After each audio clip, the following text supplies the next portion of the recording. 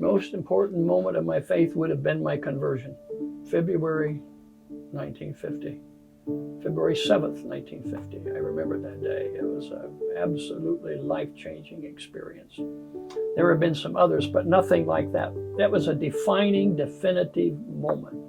There was no question my life was completely changed. When I was 16, superintendent of the high school said something ought to happen to other guys in this high school.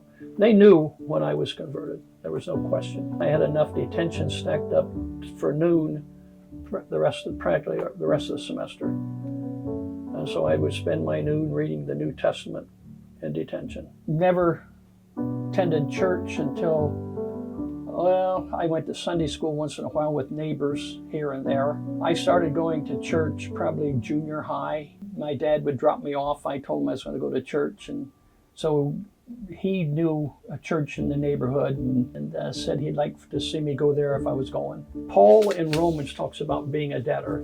He talks about being a debtor to those people who brought him the message of salvation. He also in Romans talks about he's a debtor to Jesus Christ who saved him, and he's a debtor to those people who have never heard of Christ. And so I'm a debtor. I come into my office, and these pictures up here are pictures of people who have influenced me for Christ most in my life. So when I walk in that door, they've been on my wall for years. When I walk in the door, I say to them, I'm here to pay the debt. High school teachers, college professors, seminary professors, and I feel that I am obligated, under obligation like Paul, to pay a debt to the people who brought me the good news and who took an interest in pushing me and who saw something in me than this kid that was stacking up days of detention right and left. I've published books because I owe a debt to my denomination. I've written the history of the church. I've written the theology of the church. My wife and I have done the catechism for the church, plus other books that I published and written.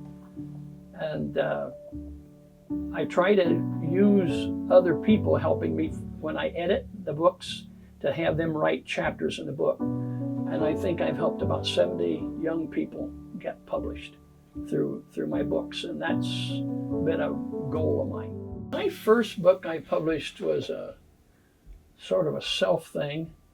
It was entitled Voices Past and Present, and I felt that individuals ought to hear some of our, or see or read some of our bishops of the past, and so that was my first one.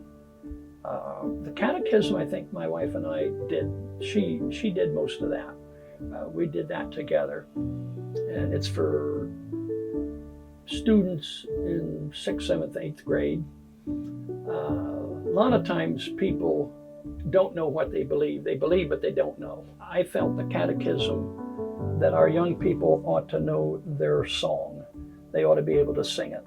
I don't regret following Christ. I don't regret that he took me to the pastorate. I got to go to mission fields. I got to teach on mission fields.